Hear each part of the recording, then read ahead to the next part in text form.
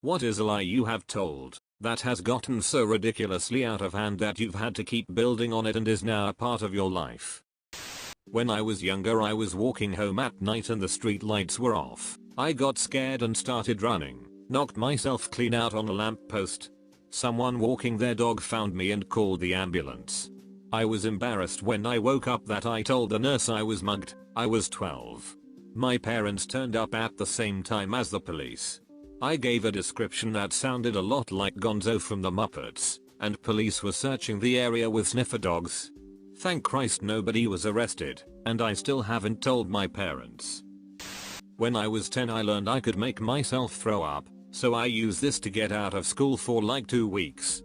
My parents couldn't figure what was wrong with me, because I didn't have a fever or anything. My aunt had the idea that I was allergic to red food dye, because her grandson, my second cousin, was. I just kinda rolled with it, and so for years my house never had red Gatorade, it's strawberry Pop-Tarts, etc. I eventually told my parents I was faking it when I turned 20. They were not amused. Told my employer that I was Jewish. Not Jewish. Had to research all the holidays, pick a temple to be a member of, etc. Had to get a new job. In an ironic twist of fate, I used to tell people that I had a heart condition, and that's why I took pills daily. It's actually Prozac. Found out about a year and some change ago that I do in fact have a heart condition. I lied so hard that I retroactively gave myself a heart condition. Fake it till you make it. Pretty silly, but I think it fits the bill. When I was about 5, I remember being in the bathroom and brushing my teeth. My mom was there and berated me for something. Later, being a sensitive child, I was crying in bed about it. My parents came in all concerned, and my mom asked, "Was it because I yelled at you earlier?" Embarrassed at being caught out so easily, I said, "No. I'm sad because I can't swim." Soon after, I was taken to swimming lessons. I hated swimming. I dislocated my knee dancing like a maniac whilst drunk in January. Ended up on crutches for 3 weeks. Told everyone at work I did it bending down to grab something from the freezer, because I didn't want them to think I was a drunken maniac. People at work are still shocked that I dislocated it so easily, and keep saying how unlucky I am and bringing the sympathy. Now I just feel like a fraud. A girl I lived with 2 years ago thought I was stealing her yogurt out of the fridge. I told her it couldn't have been me since I'm allergic to dairy, and now I still can't eat dairy in front of her or anyone from that friend group. She made me a dairy-free cake for my birthday. The guilt is eating me alive. Edit. Yeah, I ate the ducking yogurt, and it was delicious. Also, I'm not a guy. Met my wife on one of those telephone chat dating things in the 90s. Basically, before OkCupid, you would sign up for a voicemail and describe yourself. We connected and went out, but were both embarrassed for using it. Fast forward 18 years, we continue to tell everyone we met in the music section at Borders. While me and my significant other were still dating, maybe 2 weeks or so in, she winked at me when I walked into the pub she worked in. Me being the goof that I am, winked back, but messed it up on purpose, and just sort of shut my eyes tight for a second, making her believe that I couldn't wink. Now it's over 6 years later, and she still doesn't think I'm capable of winking. One of my favorite things to do is just stand behind her and wink my ass off, purely for my own amusement. I am currently studying Chinese in Beijing. My Chinese isn't that great, and listening is by far my worst skill. So I will often get asked questions that I think I understand, but don't. For instance, I was asked if you can haggle prices in America, and I told the class you can. Since I am the only American in the class, nobody knows any better. All my lies are small, and completely accidental, but there are so many of them. If anybody in that class actually goes to America, they are going to be in for a big surprise. And if any of them spoke English, they would know I am not an 18-year-old from a small town with no buses, trains, or taxis, who doesn't know how to properly use a fork and knife. This lie broke. It shattered, but it's a great story. My chiropractor, great bloke, not great English, fairly gullible, lived with my drinking buddy at the time, and one night with my last name being Rhodes, we decided to convince him I was the last of the ruling elites of Rhodesia in exile in Australia, since the rise of Zimbabwe.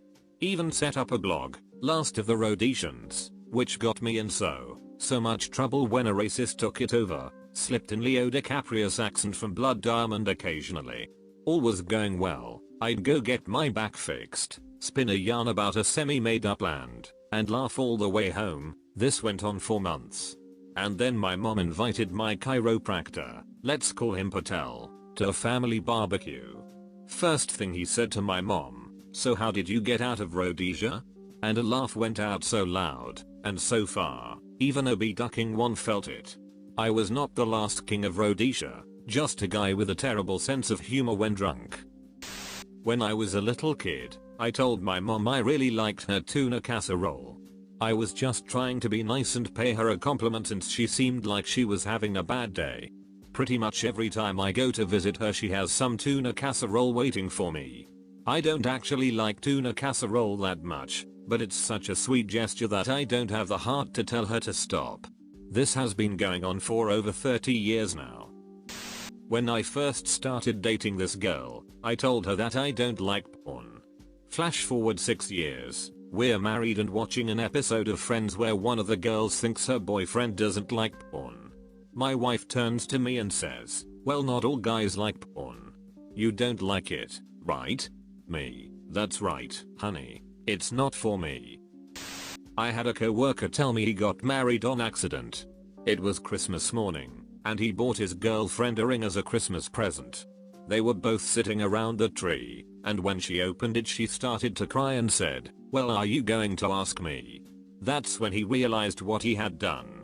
He got down on one knee and asked her to marry him. Moral of the story, don't ever buy a ring for a girl unless you are planning on marrying her. A couple years ago, I went to a bar in a town I didn't expect to be in very often, and I decided to do a Scottish accent and make up a backstory for a fictitious version of myself. Now, I doubt my accent would have fooled someone actually from Edinburgh, but by the end of the night I had a group of Americans and one bemused Australian chatting with me about the things that make the US a strange place to visit from abroad. Shots were bought, backslaps given, and a good night had. I thought nothing else of it. Until I was dating a girl from the next town over, and she took me to her favorite bar. That bar. We walked in, someone greeted me by my name, and I did the only thing I could do, cheerfully donned my fraudulent accent, explained that my business trip had been indefinitely extended, and spent the next 20 minutes furtively explaining to my date that I wasn't a con man, just an ex-actor with terrible impulse control. I'm the kind of person that always leaves my shoes tied and just slips them on. I'm dating this girl for a couple months, and then one day my shoe gets untied, but I'm too lazy to retie it. It really bothers her, and she insists on me tying it. I really don't want to bend over and do it for some reason. It was around the time when Liam Neeson got his shoe tied by Olivia Wilde, and I was crazy jealous because I really liked Olivia Wilde since watching House. She eventually asks me, "Don't you know how to tie your shoes?" In my head I'm seeing Liam Neeson getting his shoes tied by Olivia Wilde and how badass it looks. So I say, "No. I never learned how, you can't tell anyone." To this day, when my shoe gets untied in public, she will pull me off to the side away from other people and secretly tie my shoe. For some reason it makes her happy, and it's the sweetest thing ever. I can't understand how she would even tolerate a grown man who doesn't know how to tie his own shoe. I'll never be Liam Neeson cool, but I found my Olivia Wilde. My brother had a girlfriend with a younger sister my age, and they all came to watch me play baseball once. I was pretty smitten with the younger sister, and so after the game I started bragging about how I played guitar. My brother laughed in my face and said I had got a guitar, but it had been collecting dust for months, and I'd never have the patience to learn an instrument anyway. I was so embarrassed by being called out and outed, I went home, told my mom I wanted to take lessons again, and here I am 20 years later still playing guitar every day. I once told people I had been bitten by a venomous snake to get out of work for a few days. I had already called in sick a ton of times, and just could not face them if I did it again. I am young and in good health. There is just no way even an old frail person is ill as much as I am calling in. So, yes, snake bite. They knew I kept venomous, and I thought this is a great idea. Turns out they were fascinated and wanted to see, so I had to wrap my foot up in a huge bandage and hobble around for weeks. Luckily I was moving to another job I actually didn't hate a few weeks after that. I didn't have to deform my own foot or actually let one of my venomous bite me so that I would not get busted. I was not far off doing so. Edit, this has got attention and is quite a unique lie. I'm waiting for one of my old colleagues to pop up here saying, knew it.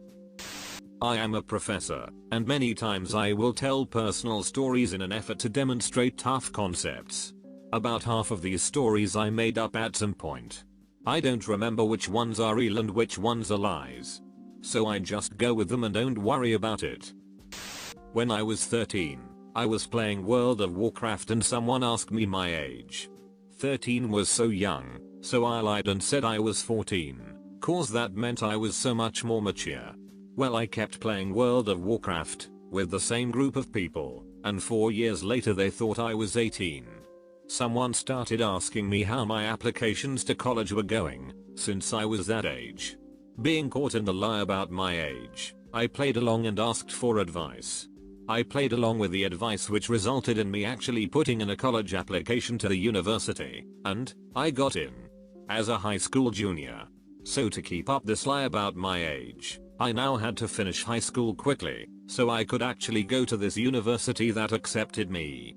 Great part is that I was able to do this by overloading my spring semester of senior year high school with online classes. Yay, Florida online high school. I managed to graduate high school a year early, and went to university a year early to keep this lie going. So here I am, at a university 1,000 miles from my home state, finished my BS and am now doing a master's, all because 14 sounded way more mature than 13 on a ducking video game. Sorry for formatting. On my cell phone in the lab I am working in for my master's project, lol.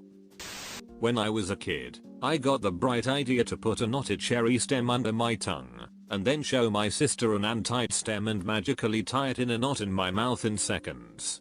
Fast forward about 20 years, my entire extended family thinks I have this weird ability to tie knots with my tongue. It's a complete lie.